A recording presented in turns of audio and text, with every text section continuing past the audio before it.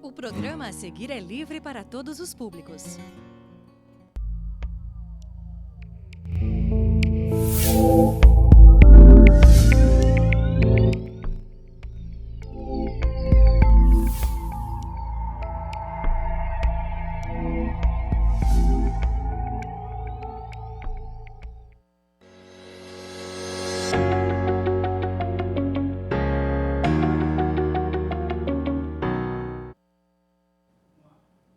Olá, tudo bem por aí? Seja bem-vindo! Eu sou o Ricardo e a TV Câmara de Piracicaba passa a levar ao ar o programa Fórum em Debate, uma oportunidade para você ficar por dentro das discussões que são feitas no Poder Legislativo Municipal sobre grandes temas. A palavra fórum tem origem no latim e seu significado remete a local aberto, público, próprio para reuniões. E quer lugar mais adequado para isso do que a casa que é do povo? Por essa razão, a Câmara, por iniciativa dos seus vereadores, abre espaço para que pessoas de todos os segmentos contribuam com seus conhecimentos para esclarecer questões que fazem parte do nosso dia a dia. Agora, os fóruns organizados pelos vereadores na Câmara ganham versão em vídeo e chegam até a sua casa, pela TV ou pelas redes sociais. Nesta edição do Fórum em Debate, vamos jogar luz sobre um tema que eu tenho certeza você tem acompanhado nos portais da internet, nos jornais diários, nos noticiários da TV e já deu seus pitacos na conversa com os amigos. É a reforma da Previdência, tão falada como essencial para este momento do país. Mas será mesmo? Como as mudanças no regime geral da Previdência Social vão afetar a sua vida? Viveremos dias melhores se o texto entregue no dia 20 de fevereiro pelo presidente Jair Bolsonaro ao Congresso Nacional for aprovado por deputados federais e senadores? Para nos ajudar a entender melhor o que vem por aí, nós convidamos o criador do Fórum Permanente da Previdência, do Idoso e do Trabalho aqui na Câmara, o vereador Matheus Zeller, e o presidente do Sindicato dos Bancários de Piracicaba e Região e ex-vereador por 2 mandatos nesta casa, José Antônio Fernandes Paiva. Seja bem-vindo, vereador Matheus Zeller. É um prazer tê-lo aqui no programa Fórum em Debate. Ricardo, um grande prazer poder estar aqui com você mais essa vez. E já aproveito desde já a cumprimentar meu amigo, vereador Paiva, e a toda a sociedade que nos assiste aqui. Ex-vereador Paiva, uma satisfação também tê-lo aqui para discutir um tema tão importante.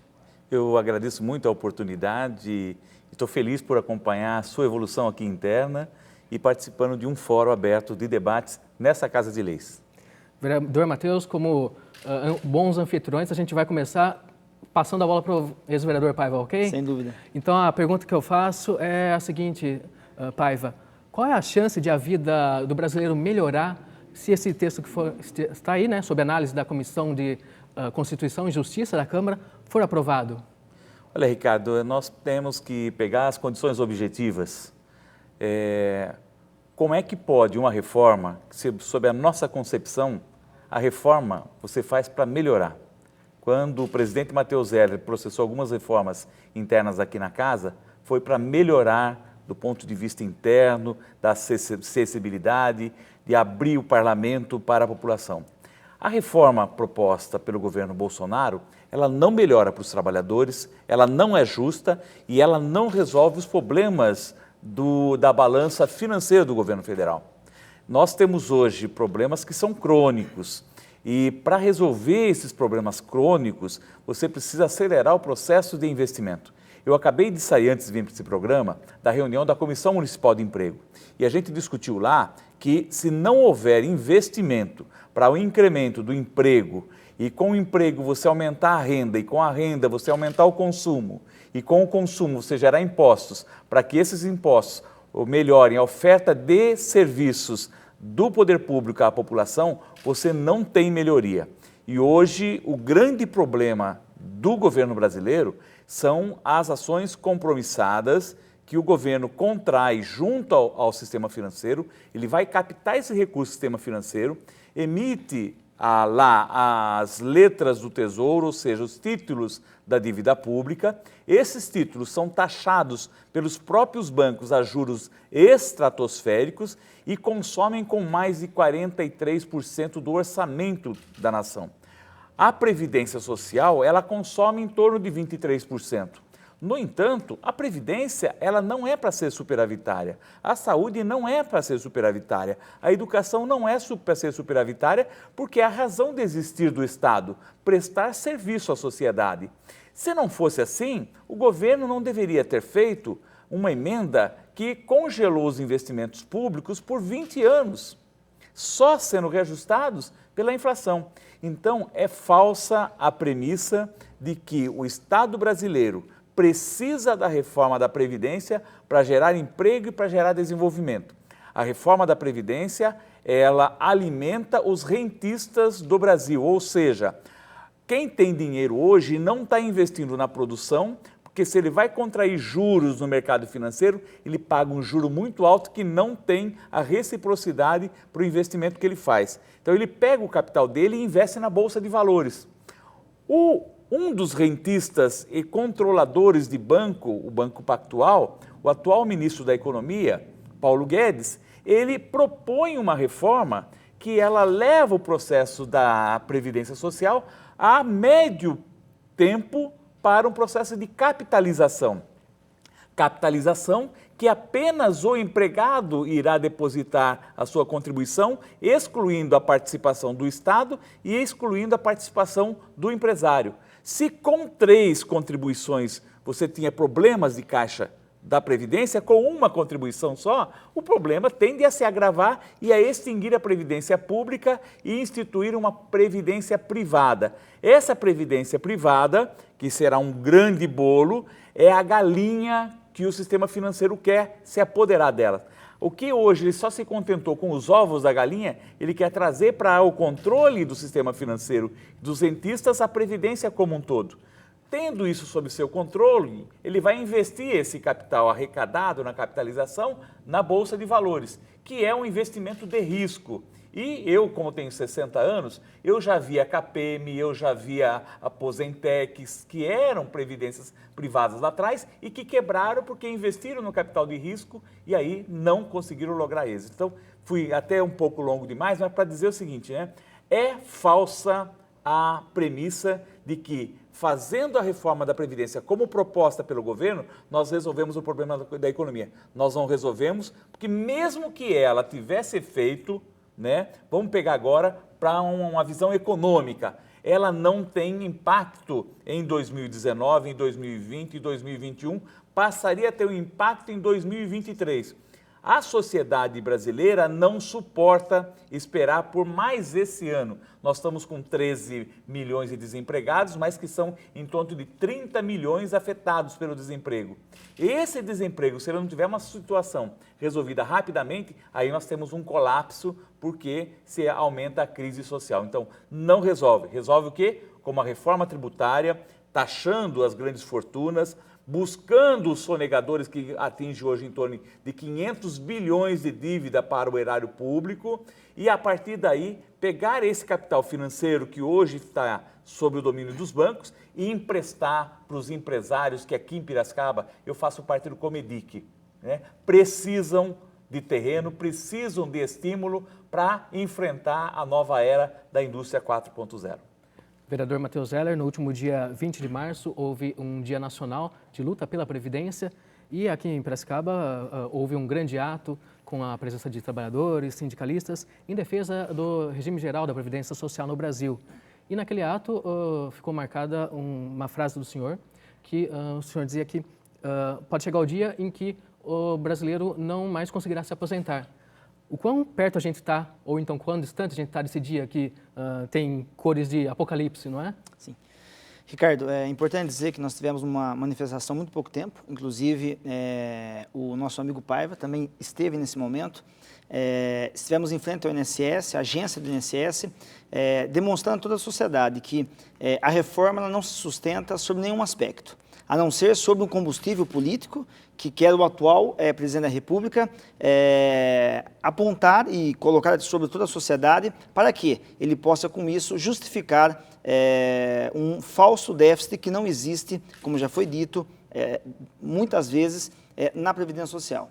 Nós tivemos, no último ano, um superávit da Seguridade Social em mais de 600 bilhões de reais, essa foi a arrecadação, e um custeio, melhor dizendo, de 580 bilhões. Tivemos uma sobra da Seguridade Social.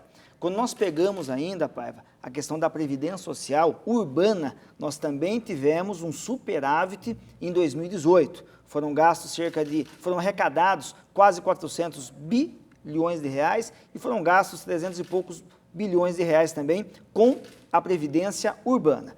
Existe um déficit, sim, na Previdência do trabalhador rural. Importante dizer que esse déficit também se dá pelo dado histórico. Os trabalhadores urbanos, as contribuições são obrigatórias desde quando eles se iniciaram no mercado de trabalho, enquanto os trabalhadores rurais passaram a ser contribuintes obrigatórios a partir de 1991, nem há cerca de 30 anos quase. Razão pela qual, hoje, nós pegamos muitos trabalhadores rurais que são aposentados e que recebem uma aposentadoria que é muito importante dizer, no valor de um salário mínimo que nunca pagaram o INSS, mas que trabalharam, que exerceram uma atividade rural por 15 anos no mínimo. Exerceram trabalhando para o empregador ou então em regime de economia familiar, que também é uma espécie de aposentadoria concedida ao trabalhador rurícola, ou seja, aquele que exerce uma atividade rural e tudo que ele planta ali e colhe para a sobrevivência da sua família, ele terá uma aposentadoria no valor de um salário mínimo. Quando nós pegamos a aposentadoria rural, aí sim nós encontramos um déficit, por quê? Não há fonte de custeio, melhor dizendo, não havia fonte de custeio antes da Lei 8.213 de 91. Começou a haver fonte de custeio a partir de 91. Por isso que muitos trabalhadores rurais hoje recebem um benefício e não pagaram por isso. Mas é importante dizer que esse déficit jamais poderia ter sido colocado nas contas da Previdência Social e muito menos da Seguridade Social. Pois, se isso foi um incentivo dado pelo governo federal, quem deveria, sem dúvida alguma, arcar com esse eventual déficit que de fato existe quando nós falamos do trabalhador rural é o Tesouro Nacional e não a Previdência Social, que possui contribuições dos seus trabalhadores urbanos. Então, nós estamos na iminência de uma eventual mudança no regime geral e, com isso, podemos chegar a um tempo que as pessoas, de fato, não se aposentem. Por quê? A proposta inicial para que as pessoas se aposentem de forma integral, segundo a sistemática de cálculo que está sendo apresentada na PEC, a pessoa tem que ter no mínimo 40 anos de contribuição e o homem uma idade mínima de 65 anos. Só que não para por aí.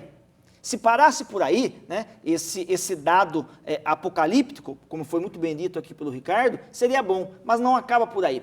Conforme a expectativa de sobrevida do homem ou da mulher vai majorando, vai se aumentando, também vai ficando mais distante a aposentadoria para o trabalhador e para a trabalhadora. Então, se nós tivermos em 2020 uma expectativa de sobrevida com 68 anos, por exemplo, o trabalhador se aposentará com 68 anos de idade e assim irá se aumentando o tempo de contribuição, como também a idade, conforme a expectativa de sobrevida. É por isso que muitas pessoas dificilmente conseguirão se aposentar. Nós vivemos isso, nós estamos calculando que essas pessoas que têm 18 anos terão que trabalhar 40 e poucos anos. Mas nós sabemos que nós vivemos num país de diversas faces, onde em muitos estados as pessoas começam trabalhando com 11, 12, 13 anos de idade. Então, essas pessoas trabalharão, sem dúvida alguma, 50, 60 anos e muitas nem chegarão a ver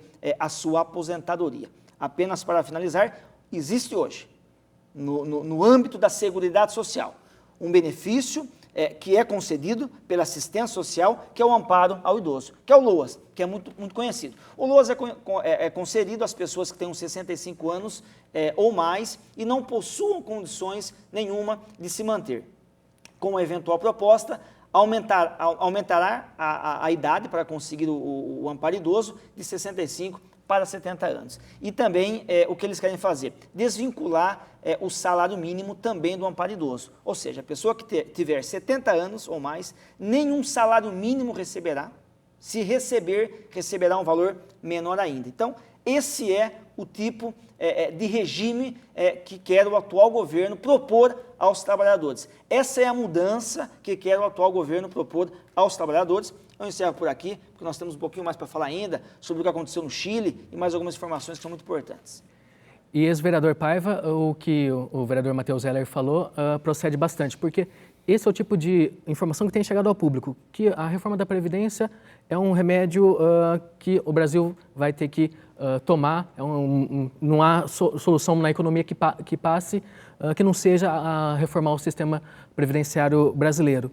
Mas, na avaliação do senhor, as origens desse alegado déficit estão bem explicadas à população? Não, tanto não tão que a população ela tem criado uma série de dúvidas para saber como é que isso gerou dívida. Para o trabalhador comum, assim, tem dívida quando eu não paguei. Essa dívida. O trabalhador, ele paga imposto de renda, ele paga porque fez descontado na fonte. Ele paga o INSS, ele paga porque vem descontado no lerite. Como é que tem dívida se eu paguei? Alguém gerou essa dívida e que não fui eu. Portanto, se não foi eu que gerei a dívida, como é que eu vou pagar? Então, para o trabalhador está muito claro que nós temos o equilíbrio no regime geral da Previdência Social. Temos desequilíbrio nos militares? Temos desequilíbrio nos militares. Ora, tem desequilíbrio nos militares. Aí fez uma proposta de buscar o equilíbrio nos militares. Com o quê? Com reajuste no plano de cargos e salários dos militares. Então, está disseminando para o conjunto da população que nós vamos ter uma nova Previdência. E eu concordo que será uma nova mesmo. Porque a velha eles vão matar. Eles querem uma Previdência que acabe com a contribuição dos empresários, que acabe com a contribuição do governo, que só os trabalhadores contribuam muito com a incerteza de que receberão pouco. Essa é a lógica, por quê? Eles querem a desregulamentação do Estado, a diminuição do tamanho do Estado protetor, o Estado do bem-estar social. Onde no mundo optou-se por esse modelo de Estado mínimo e abrindo mão do Estado do bem-estar social, estão retornando, foram mais de 30 nações que fizeram isso. Só uma se mantém até hoje, que é o Chile. E ao se manter, o número de suicídios dos octogenários e das pessoas aposentadas com mais de 60 anos aumentou o número de suicídio com o maior número de suicídios do mundo, porque há um processo de injustiça social. Então, essa alegada proposta justa, como é que ela pode ser justa se ela retira benefícios do que você tem hoje? Ela não será melhor para ninguém. Se ela não será melhor para ninguém, isso é dado concreto. Eu tenho até menos conhecimento técnico que o vereador Matheus Zeller para falar sobre o assunto, mas eu afirmo, e não é por convicção não, né? Todos os dados disponíveis vai ser pior para todos os trabalhadores. Nós estamos aqui gravando hoje e eu posso afirmar, pela proposta apresentada, você não vai se aposentar. Você vai se aposentar se você fizer uma previdência privada, só que não nos modelos que nós temos hoje. Então, ela será pior para todos, ela será pior para a mulher, ela será pior para o idoso que poderá ter reduzido seus proventos em apenas R$400, ela será pior para hoje as categorias que recebem adicional de insalubridade e periculosidade. Então, ela atende uma demanda dos rentistas de diminuir os pagamentos para aqueles que contribuíram para a formação da Previdência. Então, ela será pior para todos, com certeza.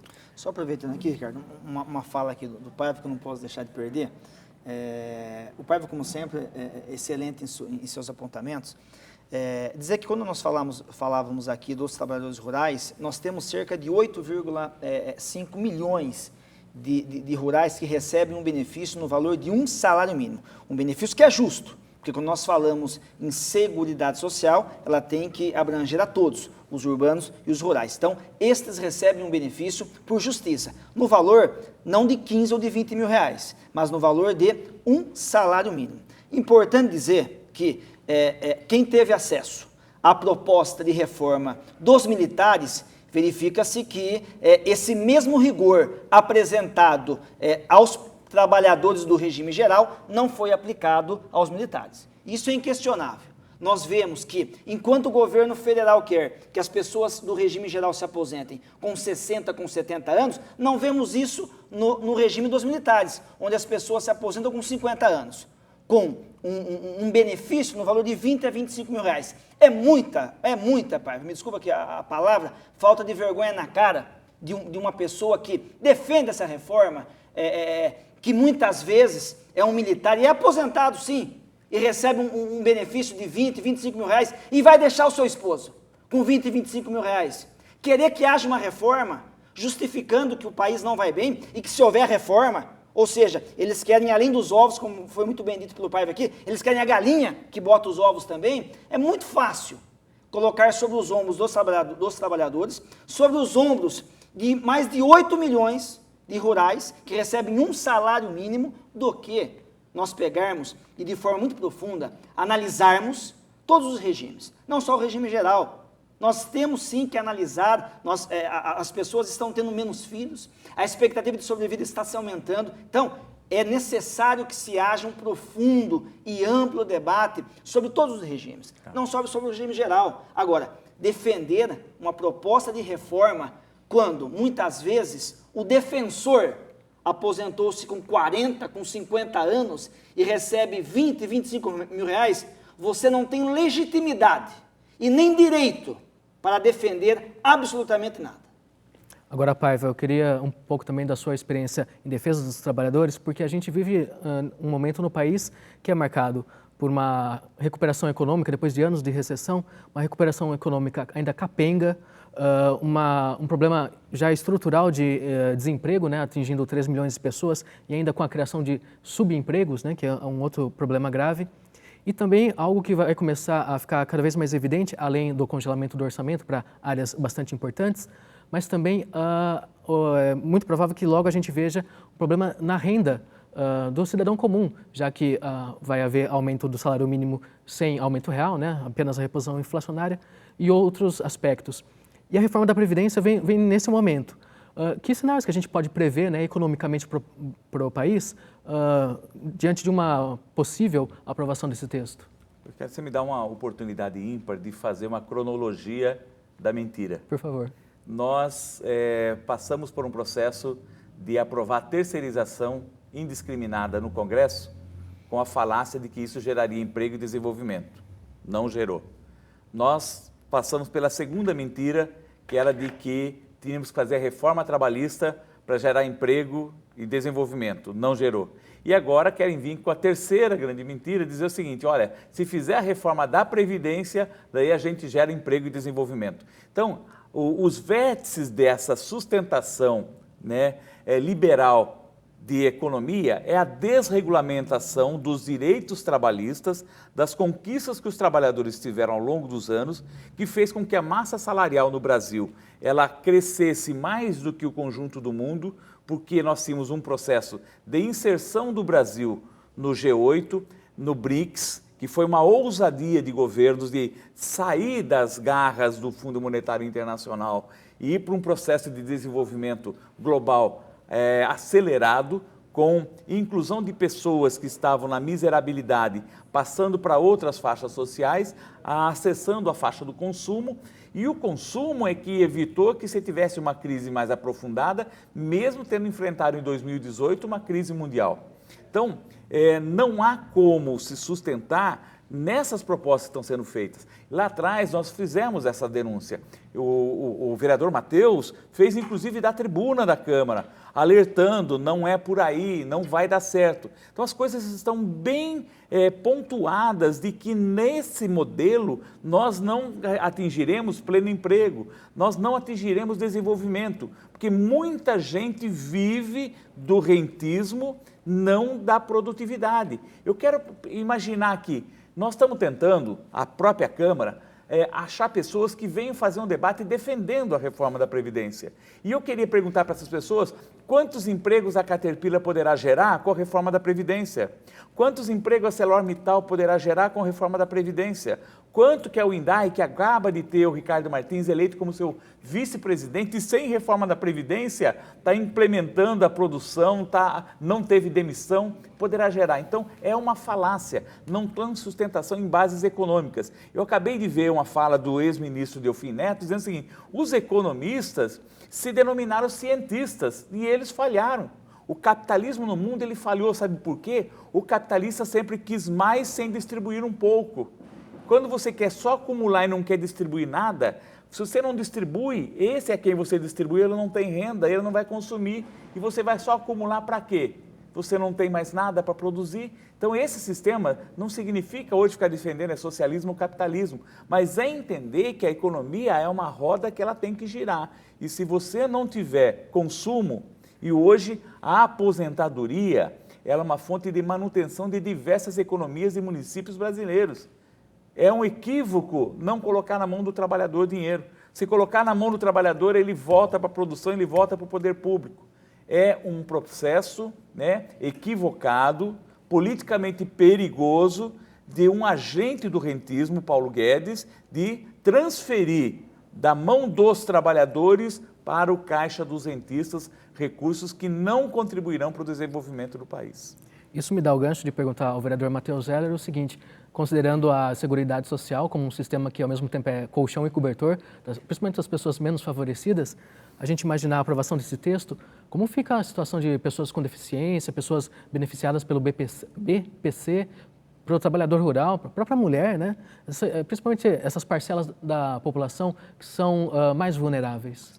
Ricardo, como já foi abordado aqui, a perda de direitos será gigantesca para todos os trabalhadores, mas alguns, sem dúvida alguma, sofrerão muito mais com isso. As mulheres terão que pagar um tempo maior, como os homens também, esse tempo vai aumentar de 15 para 20 anos. A mulher que hoje se aposenta com 60 anos de idade, se for urbana, e se for rural com 55, terão que se aposentar somente com 62 anos. Então, as mulheres terão um dano maior, uma vez que elas terão um aumento na idade de 60 para 62 anos. De 80% das aposentadorias concedidas nos últimos 2 anos, verifica-se que, de 100% dos benefícios concedidos por idade, 80% desses benefícios só tinham 15 anos de contribuição. Ou seja, elas não tinham mais do que 15 anos de contribuição. Vindo a reforma, elas terão que ter 20 anos de contribuição. Terão que pagar mais 5 anos para se aposentar. Não bastasse isso, terão que ter ainda 62 anos de idade. O benefício de prestação continuada, que é o BPC, também sofre alterações na reforma da Previdência. Na questão do amparo idoso, aumenta-se a idade para 70 anos, ou então, além disso, diminui-se o valor do benefício, que hoje é de um salário mínimo para R$400. Um valor, um salário mínimo já é difícil para a sobrevivência de um idoso, eles querem reduzir esse benefício para R$400. Altera-se também na aposentadoria especial, ou seja, os trabalhadores expostos a agentes biológicos, físicos e químicos deixarão de se aposentar somente com 25 anos de contribuição, terão que, além disso, ter uma idade mínima, o que é absurdo, né? Porque toda a origem da aposentadoria especial, que é essa aposentadoria de quem está exposto a algum agente nocivo à sua saúde, é que ele se aposente com 15, 20 ou 25 anos. Para que ele saia dessa atividade insalubre, periculosa ou penosa, para que a sua saúde não sofra nenhum dano se ele continuar trabalhando nessa atividade nociva à sua saúde. Tanto que um dos requisitos para se aposentar especial é se afastar dessa atividade insalubre, periculosa ou penosa. Então, o trabalhador que consegue esse benefício com 25 anos, ele é obrigado a se afastar dessa atividade. Por quê? A teoria, a ideia para a existência desse benefício é o quê? A gente aposenta com 25 anos, porque exatamente é o limite máximo para que você não tenha a sua saúde danificada por nenhum tipo de agente nocivo à sua saúde, mas você se afasta. Então, não há um mínimo de razoabilidade em colocar-se idade mínima, uma vez que, para a concessão da aposentadoria especial, o único requisito necessário é a exposição a algum agente nocivo por 10, 15 ou 25 anos, uma vez que, se você continuar além disso, você sofrerá com isso, não tem por que ter idade mínima. Porque com 25 anos você se aposenta, colocando-se uma idade mínima, então deixa-se todo o contexto da existência da aposentadoria de lado e pensando somente na questão econômica. Então, se a pessoa começou a trabalhar com 20 anos, numa metalúrgica, por exemplo, exposta a 95 decibéis, além da sua audição, os seus ossos também sofrerão um dano gravíssimo em decorrência do ruído, isso já é provado pela ciência. Então, uma pessoa que começou com 20 anos, com 45 anos, se aposentaria, para que não continue sofrendo mais danos à sua saúde. Quer o atual governo propor uma idade mínima de 50 a 55 anos para poder ter acesso à aposentadoria especial, o que é um absurdo. Se você continua na mesma atividade, então você lesa a saúde do trabalhador, você traz prejuízos à saúde do trabalhador. E, vereador Paiva, gostaria que agora o senhor abordasse pontos que às vezes não estão tão presentes assim no noticiário, mas que fazem parte dessa discussão e que o senhor adiantou, antecipou no início do programa. Trata-se de falar da sonegação de grandes contribuintes da Previdência Social, também sobre ações compromissadas e sobre os títulos da dívida pública. São todos esses aspectos que colaboram nesse debate. Eu quero acrescentar, Ricardo, uma coisa que vai acontecer no futuro e vocês vão ver. Nós vamos ter trabalhadores de duas categorias. No poder público hoje você já tem o seletista e o concursado, né? Nós vamos ter instituída a carteira verde e amarela de trabalho. Essa carteira verde e amarela, ela será oferecida aos trabalhadores como para nós foi oferecido, não para o Matheus, mas para mim, e lá em 1967, quando nós optamos pelo fundo de garantia. Lá, que se completava 10 anos de trabalho, não poderia demitir você sem justa causa. Instituir o fundo de garantia por tempo de serviço. Quando você era contratado, você perguntava, você quer optar pelo fundo de garantia ou não? Isso nos primeiros meses. Depois, dizia o seguinte, você quer o emprego ou não? Se você quiser o emprego, é com opção do fundo de garantia. A proposta do governo é que quando ele instituir o sistema de capitalização, então como o patrão não vai mais contribuir com o INSS, o governo não vai mais contribuir, então vai ter lá, você quer fazer uma opção, né, pelo sistema de capitalização, então você vai lá, faça a opção e o patrão abre mão de contribuir. Agora ele tem eu e o Matheus para contratar. Eu falo assim, não, eu quero que você continue contribuindo com a Previdência Pública. E o Matheus fala, não, pode fazer esse negócio da opção aí pela carteira verde e amarela, você não precisa pagar. Ele abre mão de um custo que ele teria na empresa, ele não vai contratar você com opção. Então essa carteira verde e amarela, ela vai criar um subemprego. Mais uma condicionante. No texto da reforma, hoje, para mudar o regime previdenciário, ela tem que ser uma emenda constitucional, porque nós temos isso como direito. E aí você tem que ter 3/5 dos parlamentares votando favoravelmente. Tem uma letrinha lá escondidinha que ela muda para lei complementar a alteração de qualquer outra regra da Previdência. O que tira de 3/5 e vai por maioria simples. Aí, com maioria simples, o governo passa o trator e muda toda a configuração de proteção social prevista na Seguridade Social. Então, vocês veem que é um pacote de maldade infindável contra o trabalhador. Nenhum trabalhador que viva de salário, né, pode ter dúvida de que a reforma da Previdência só é prejudicial a ele. Se tiver dúvida, procura um sindicato. Questione o seu sindicato, aonde que está? Vem aqui na Câmara. A Câmara teve a grandeza da propositura do Matheus Zeller e do plenário que aprovou a criação do fórum. A criação do fórum é porque tire a dúvida, aqui está aberto para você vir conhecer. A reforma, ela é muito perversa, ela acaba com direitos, ela fragiliza o sistema de proteção social para beneficiar apenas os rentistas. E o momento para a gente discutir isso é exatamente agora. Se a gente deixar para daqui 2 meses, pode ser que já não haja mais tempo de a gente tentar alguma mudança nesse texto, fazer alguma pressão em deputados e senadores. E o que minha pergunta nesse momento, vereador Matheus Zeller, é exatamente isso. O senhor, como advogado especialista em direito previdenciário, qual é a percepção que o senhor tem das pessoas? Como elas estão sendo informadas nesse momento? Se há realmente a noção de que haverá uma perda de direitos? O que o senhor pode trazer como feedback das ruas? Sim. Ricardo, nós temos uma sociedade que muitas vezes é influenciada por uma mídia comprada. Uma mídia comprada pelo governo federal e nós sabemos muito bem disso. O governo quer sustentar a necessidade da reforma sob a alegação de que, caso ela não ocorra, o país não continuará caminhando mais. O que, de fato, como já foi dito aqui, isso não se sustenta sob argumento nenhum econômico e nem de direito social. O que nós percebemos é uma sociedade extremamente assustada com esses dados, uma boa parte da sociedade sustentando a necessidade da reforma, simplesmente por sustentar, sem o mínimo de conhecimento da causa, se de fato necessita da sua aplicação, da sua mudança, essa reforma ou não. Então, boa parte sustenta a reforma simplesmente porque houve a sua necessidade, houve em rádios ou em programas de TV, então quer sustentar. Alguns porque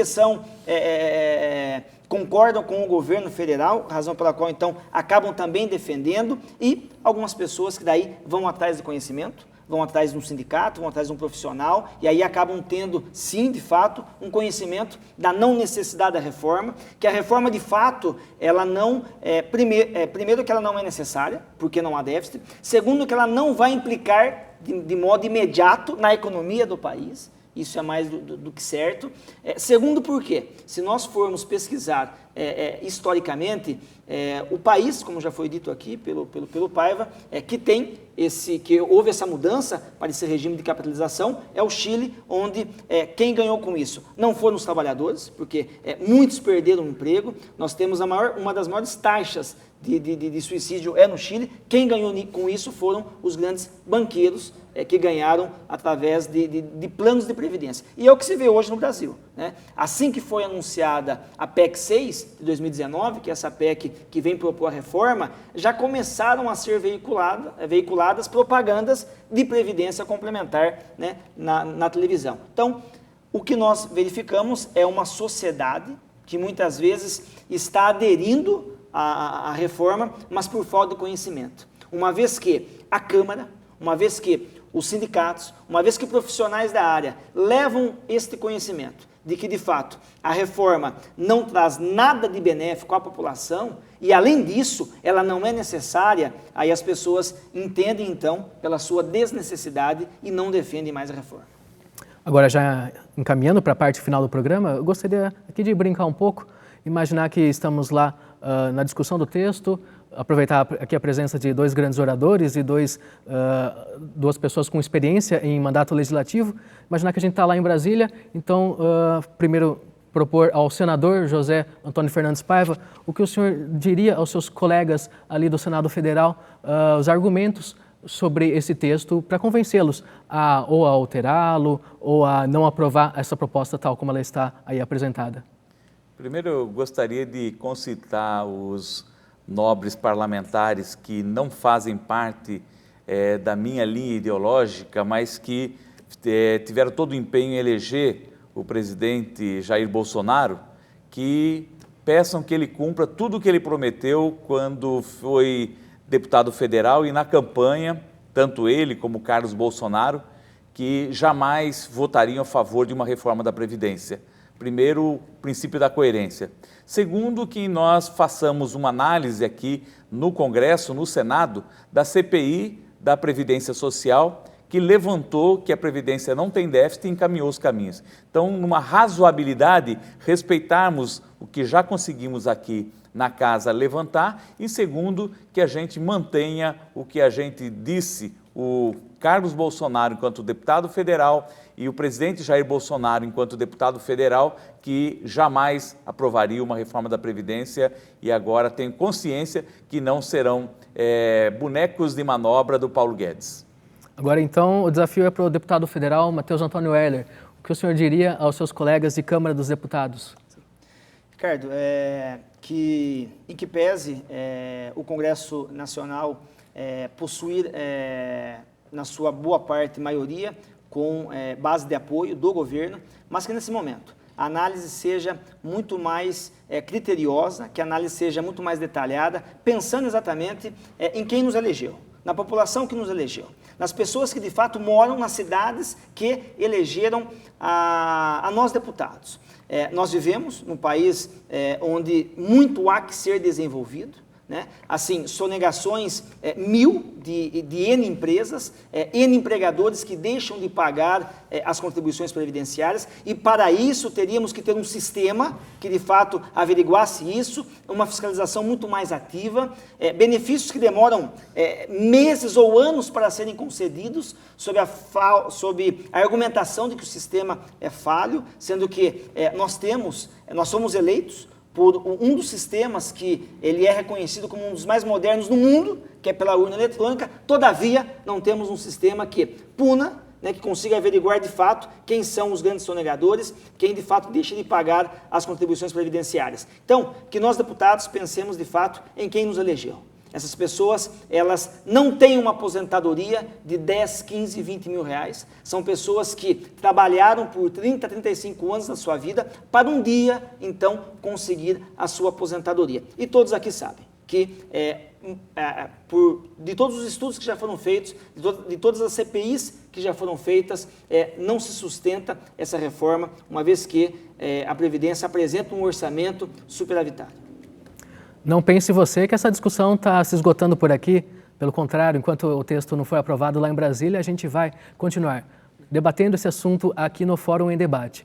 Nós queremos agradecer, primeiro, a presença do ex-vereador e presidente do Sindicato dos Bancários de Piracicaba e Região, José Antônio Fernandes Paiva. Muito obrigado, Paiva. Eu quero agradecer ao Matheus pela iniciativa, aos vereadores por terem aprovado. Quero que leve os meus cumprimentos ao presidente dessa casa e a todos os demais parlamentares, e ratifico também o meu respeito e o meu carinho por todos os servidores dessa casa que sempre me acolheram e têm uma entrega por transformar esse parlamento num dos melhores parlamentos do país pela dedicação e pelo interesse em servir o público que essa casa sempre manteve. Então, muito obrigado e continue sendo um fórum sempre aberto ao debate. A gente agradece em nome de todos os funcionários e também agradece a presença do vereador Matheus Antônio Heller, que foi o criador deste Fórum Permanente da Previdência Social, do Idoso e do Trabalho. Muito obrigado, Ricardo, pela oportunidade de poder estar aqui, apresentando a toda a sociedade informações que são de extrema importância para que, de fato, as pessoas saibam das informações corretas. Dizer, como já foi dito aqui, o fórum, de fato, é um espaço para discussão desses temas e nós queremos aqui receber pessoas que sejam a favor ou que sejam contra.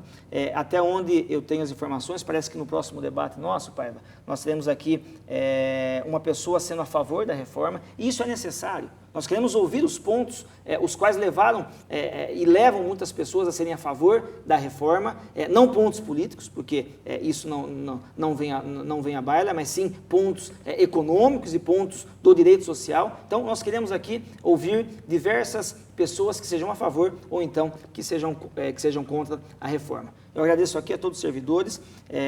Esse momento se dá através do Fórum de Defesa dos Direitos Previdenciários. Agradeço aqui também a presença do Paiva e dizer que se Deus quiser, nós teremos uma Câmara melhor do que já temos aí. Nós temos uma Câmara com conteúdo gigantesco e teremos muito melhor em 2020. Quem ganha com isso é a Câmara, quem ganha com isso é Piracicaba, quem ganha com isso é toda a sociedade. Por isso que, se nós estivermos aqui em 2020, não estou fazendo propaganda antecipada, o Paiva como vereador, nós teremos, sem dúvida alguma, um legislativo muito melhor. A gente agradece o ex-vereador José Paiva, o vereador Matheus Heller e também a sua companhia nesta edição do programa Fórum em Debate. Continue acompanhando a programação da TV Câmara, siga o nosso noticiário no site www.câmarapiracicaba.sp.gov.br, siga também as nossas atualizações no Facebook para conferir os horários, os dias das próximas edições do Fórum em Debate. Um grande abraço e até a próxima.